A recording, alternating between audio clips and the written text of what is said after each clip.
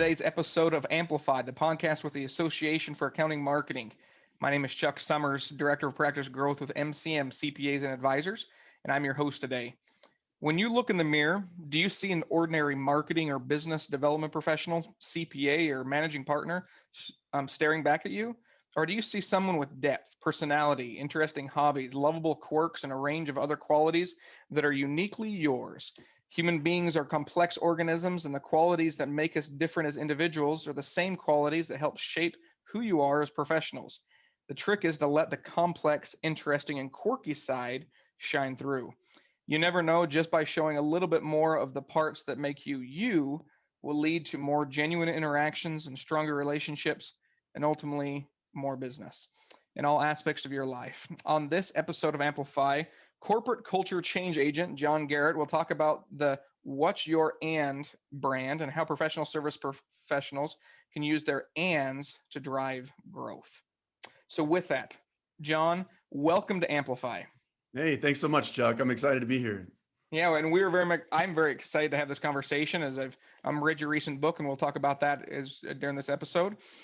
For the listeners, could you just give us a brief summary of your kind of career path, what brought you up to your current role and projects? Up to being on Amplify podcast. That's right. Up to this, Right. strategic moment in your life. Here we go. It's all downhill from here, Chuck. It really is. This is my make-a-wish. So I appreciate you having me on. No, but I am excited to be here. I spoke at the AIM conference 2 years ago, so they're definitely my peeps. So but yeah. So I graduated from the University of Notre Dame. Went to a small high school outside of St. Louis on the Illinois side, and then went to the University of Notre Dame. Majored in accounting. Went back to St. Louis. Started with PwC. Later transferred to the largest financial services client PwC had, which was First Star Bank out of Milwaukee. And then started doing stand-up comedy for fun, just as a hobby and a little bit of a side passion thing. And then got good. So eventually moved to Indianapolis, left corporate America in 2005 to do stand-up full time. Been on the Bob and Tom show many times, comedy album on Sirius XM and Pandora. Moved to New York City, wrote 2 Emmy-nominated award shows, worked with every comedian that you can pretty much think of. And then, about 6 years ago, kind of married those 2 lives together. So the corporate CPA John and then the comedian John. And now I speak at conferences like the AIM Summit, and then also executive retreats, all staff events, things like that. CPE days, that's always good. And then, also work with as a consultant to implement that What's Your And message, because it seems to be simple but not easy. So it's the consulting side of how do we actually make this part of our culture and part of the norm. And so, and then here I am today. So there you go. Well, no, I love that journey, and I think that the diverse background brings the value and the clarity to the message you bring. Now, for those of you who have worked with you or are familiar with the kind of the brand and the messaging, many of the marketing professionals listening today have helped their firms, or the firms have considered some type of a rebranding effort. For sure. You've somewhat recently gone through a rebranding initiative yourself into what is now known as the What's Your And brand. Would you mind talking about a little bit about that rebranding kind of thought, or that shift? Yeah. So when I started the podcast, it was because I was speaking at a conference, and about 900 people is an AICPA conference. And somebody told the meeting professional, "Hey, I know John Garrett. That's the guy who did comedy at night." And I had no idea. She came up and asked me, "Hey, do you know Mark so-and-so?" And I was like, "No, I've never heard that name ever."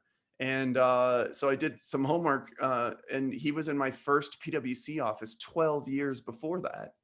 And he remembered me not for my resume or being hand selected to be on the largest financial services client PwC had, but rather what my hobby or passion was outside of work, stand-up comedy. That's the guy who did comedy at night. And so that was crazy to me. And I thought, well, am I the only one? And so then I started talking to people, and no, like 92% of us, based on my research, have hobbies or passions outside of work. And so I started the podcast, the Green Apple Podcast, because that was sort of the metaphor of, the bin of red apples with the green apple in it. And, is the green apple better than the red ones? No, it's just different. It's a different kind of apple. So be a different kind of accountant, a different kind of consultant, lawyer, banker, insurance, engineer, what have you. And so it was the Green Apple podcast for a long time. The problem with that is no one really knew what that meant. Unless you saw me speak, then you would get it right away. But if it was just the Green Apple podcast, no one really got that. And so, so in episode 200, along with the speaking was more of what's your and. It had grown bigger than the Green Apple message, I guess, if you will. And so, so at episode 200, I just rebranded to What's Your And? And it was more in line with what I was speaking on, more in line with what the book was going to be, more in line with all of that. And plus, a friend of mine in the UK referred to it as, he said, it's on the tin, meaning that I had to look it up myself because it's a British phrase, but it just means that what's your and? It's self-explanatory. It's a lot clearer than green apple. Like, what does green apple mean? Like, some people don't like green apples. Like, is it the Jolly Rancher flavor? Like, what is happening? Like, what is green apple?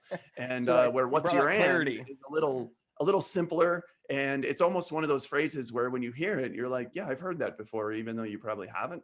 It's just a simpler phrase that's just clearer, I guess. You know, it's why beat around the bush when you can just go right straight to it.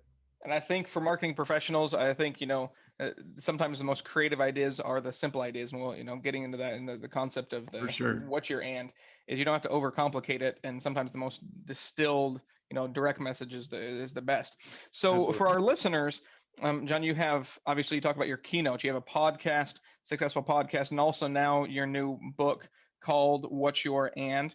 And it really talks about bringing our whole selves into the workplace. And the benefit of that outweighs checking our hobbies, our interests at the door as we cross kind of the proverbial threshold of professional work. Right. You even go so far in the book as to give titles to the individuals that you quote in the book, and give them titles according to their hobbies. So as you call it, you say, a comedian, or there was a snowboarder, or there was an avid, a gardener, a magician, a gardener, magician, and that was their title and their identity, not their professional credential that happened to be, do something, in their spare time. Right. So why should, and let's talk about this, why should our our personal identities creep into what historically has been strictly our professional identities in the value? Yeah, well, because you really can't separate one from the other. You're one person. And so also how we define expertise is too narrow. Expertise, typically, when you ask people, it's, well, this is my college degree and these are my certifications, the letters after my name, if you will. And you have other expertise. You have expertise that you're gaining from outside of work interests, from life in general. People that are parents clearly have better skills at multitasking than people that aren't. People that do community theater or sing or perform in some way are better at public speaking. That's a skill that translates to the office. People that really love 1,000-piece jigsaw puzzles, they're really great at untangling those super complex problems that I don't want to touch with a 10-foot pole. So it's just looking at the whole person as opposed to just their technical skills, because there's more that people can bring to the organization than that. And on top of that, it makes you relatable. It humanizes you. As a leader, that's super, super crucial, that people know that you're a human and a regular person, that faults and all, that you don't know everything. And I think that that's really hard in the professional services world for people that are in leadership to admit, you know what, I don't know that answer, but I know who does know. And that's all you need to know. I mean, that's it. I mean, and so that human side to you makes you a better leader. It makes you more relatable. People that also have outside of work hobbies and passions, your colleagues, but also your clients. That's how you relate to them. You don't relate to them on your ability to do a tax return, because the firm 2 blocks down also does the exact same tax return, probably using the same software even, which makes it even more hilarious to me. And so your differentiator isn't your technical skills. Your differentiator is those things that are outside of work. No, and I appreciate that, and I love that. So, and you mentioned on something the difference between maybe the internal use of what you're and the external use of what you're and. I know your Yeah. book addresses that and how can you know improve or engage relationships both with your colleagues, but as you said, also in a business development effort or just in terms of finding that connection with those clients. So let's go there. How do you distinguish that, and do you, and how can using your and those hobbies, those interests, those passions be used, in the workplace and outside the workplace? Yeah, well, it's almost it's your differentiator. It really is. I mean, I created a model called Culture Core. So if you imagine an apple, because whenever you talk to leaders or you talk to even marketing people, what makes your firm different or what makes your organization different than the others? Oh, it's our people.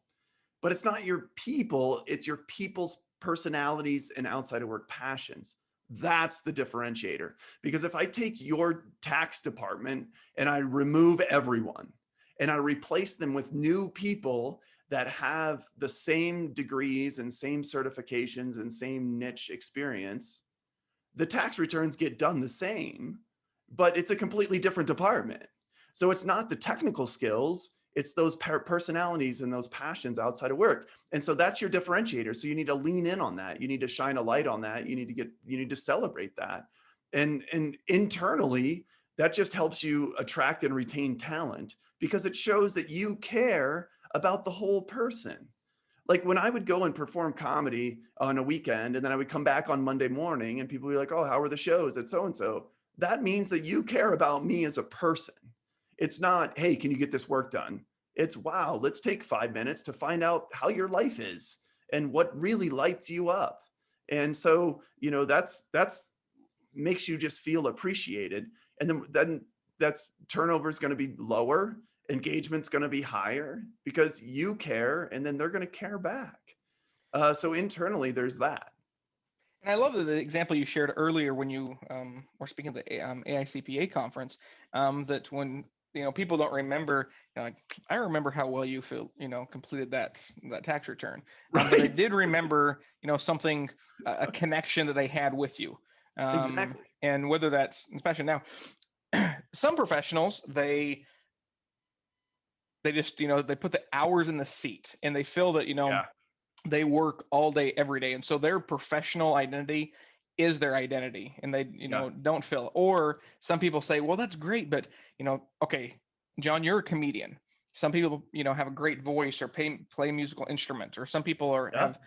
have a wood shop in their garage and have Totally. tangible skills in what's their and I would suspect that a lot of people struggle to identify or even themselves as having an and something that they would label themselves, give themselves a title Totally. outside of the professional credential. So talk through that, because it seems like if you're going to do that, you'd almost want to.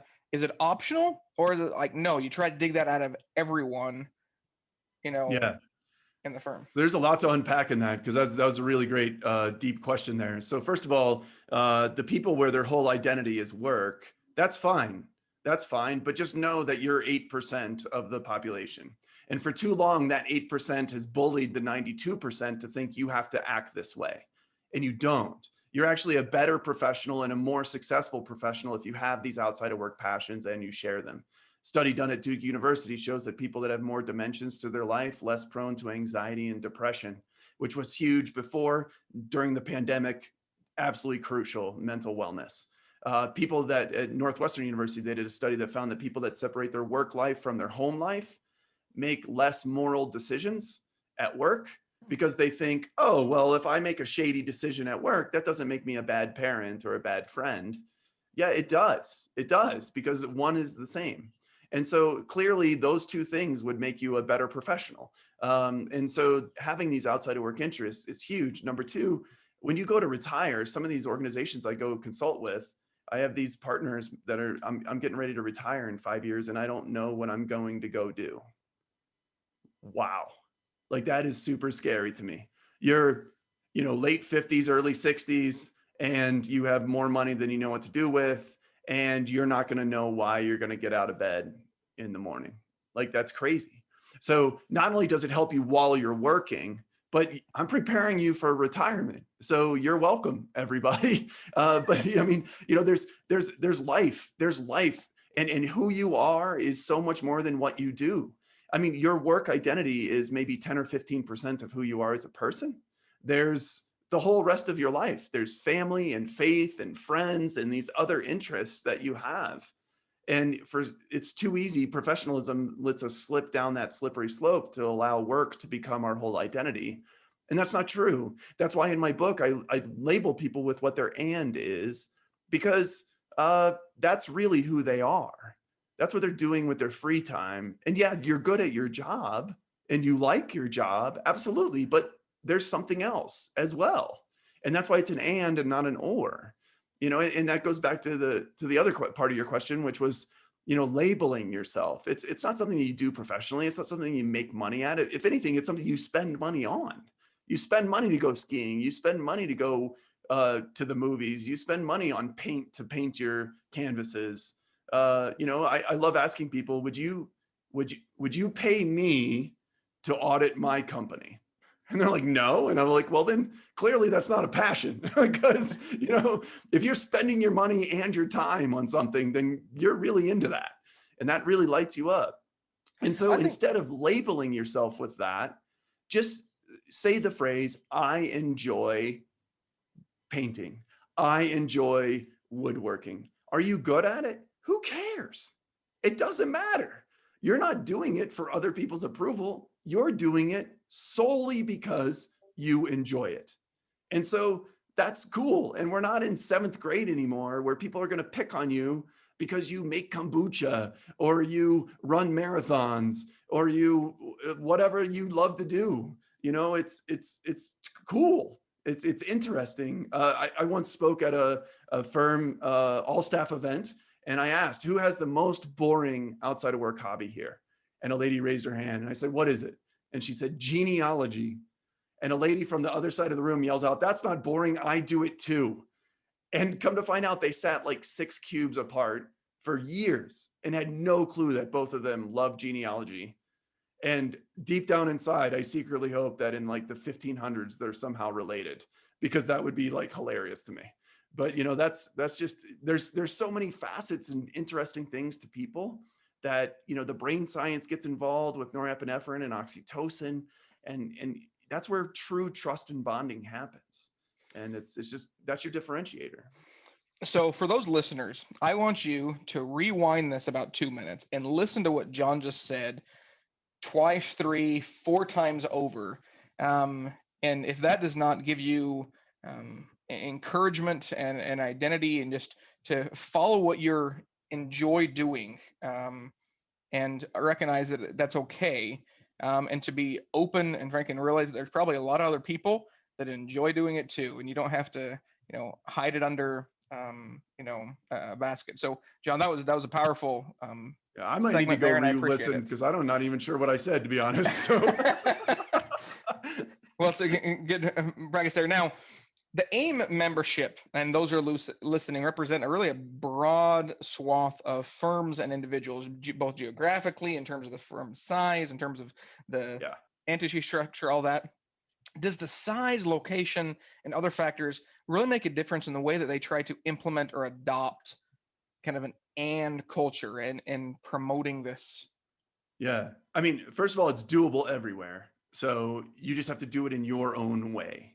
And so that's why in the book, I give 9 examples of what I've seen in the real world of how this has been implemented, some of which are AIM members, some of which are people that I met at AIM when I spoke 2 years ago, and how they took my message and ran with it, which is really just overwhelming to me, actually, just to see it run like that. And so I think it does matter, because it has to be something that you're going to actually do. And if what works at one, even within a larger firm, what works at one office in, let's say, Texas might not work at all at an office in New York City, but vice versa. What they do in New York is not even going to come close to what they're doing in Texas. But it's just in your own way. How do you shine a light on and celebrate your people's outside of work interests? How do you get them to share it? How do you encourage them to share that? And then share that with coworkers, and then clients. It's in from the marketing perspective, it's more of the client side, especially of how do we show that we're we're different than the other firms. I mean, we do the tax return faster than everyone else. Yeah, well, that's what the last person just said, and the last person before that. Or we do it cheaper. Well, good luck with that, because then you're going to be out of business, because everyone will just go a nickel lower than everyone else, and then before you know it, you're doing it for free, and that's no way to compete either. And so, you're competing on your personality and what your makeup of is your firm. And so, it's different everywhere. And that's where my consulting piece comes in to help with asking those questions to uncover, what are you really going to do? It's like people telling me I should go to the gym, and I'm like, okay, but I don't. And and even if I went, I wouldn't know what to do, because it's kind of boring and weird to me. Like, I'm just like, I'm not, what is, but if I went and someone actually helped me, here are 3 exercises that you like to do and you do well, then I would go to the gym more often. That's for sure. And so it's just working with companies to basically, what are you going to do, within your organization? No, and that is good suggestions there. So as we wrap up here, John, and I've really enjoyed this conversation. It's really only a scratch. I'd really encourage everyone to get their copy of What You're And listen to. Obviously, you rebranded it 200 episodes. So how many podcast episodes are you up to now for people that are Yeah, gonna have it's to catch up on? 400 something. So yeah, it's a lot. So, So some good listening on the whatever mode of transportation, their commutes to and from, or starting there, walking their dog, whatever it is. well, thanks, Um, Chuck. I appreciate it. as we wrap up here, do you have, let's say, up to two or three best practices that our listeners could take away from today's conversation about how they could start, or how they could start to think about encouraging this shift to this culture, or implementing their kind of Yeah. what your and culture into their firms? I know the end of your book, you kind of go into some of the marketing tactics, things, outwardly, email Yeah. signatures, and bios and social media and different things like that. What are some couple best practices that listeners can take away real quick? Yeah. Well, I think right now, if you're listening and you're thinking, you know what, my people don't have an outside of work interest, it's because you haven't asked and they haven't shared. And so that would be the first step, is just kind of just have casual conversations with people about those things. And then you start to see all these cool things pop up. And as a marketer, that's just gold for you to be collecting to then use as an asset for when you're marketing. And firms that have done that, like Car Rigs and Ingram, just rolled out on Ampersand Day, the big and it was "and I am." So it was a huge marketing campaign on social media with other people, some of which have been guests on my podcast, like a professional bowler, guy that won like a PBA tournament and stuff like that. And so, that was really neat. Greenhouse and Jenks has done some cool marketing as well. ACM, a firm in Denver, recently acquired by BDO, but they had a really cool stuff on their website as well. And just start talking with people, and then you start to see these things pop up, and then you could start to realize how you can use them in a unique way. But like you said, the email signature is probably the simplest, safest, most vanilla thing you can do, is just in your email signature, just add, I enjoy college football, I enjoy whatever it is, on everyone's email signature. It's mandatory. Everyone has to do it. And it's one of those things where most people won't see it, but the people that do see it, that's where conversations start to happen, and like genuine conversations, not only work related conversations. And those sticky relationships, that's where business happens. That's for sure. Well, I look forward to coming back and listening to this episode myself, kind of almost from a out of body experience, because to digest it from a listener perspective, because I've really enjoyed this conversation. I think there's a great information. I really thoroughly enjoyed reading the book, and really diving deep into your head and your thoughts and your suggestions. And John, thank you for joining us today. We were lucky to have you. I think many firms I hope, will reach out to you, and it'll keep you busy, because I think the message you have to share, it's that differentiating, it's that unique competitive advantage. Is not how cheap you offer your services or how quickly you do it, but rather the personality that you bring to it, and the connection you create both with your colleagues and with your clients. So well, thanks so much, Chuck. No, it's an honor to be on, honestly, and AIM's my peeps. You guys are the ones that are making accounting exciting and cool, and you can really make a difference. That's for sure, both internally and externally. So that's where the profession changes for sure. good stuff. John, thank you for your time. And with that, we'll finish off today's episode of Amplify. Tune in for upcoming episodes, everybody. Thanks. Power up, listening. We're always aiming high. We've got lots of great ideas for you. It's time to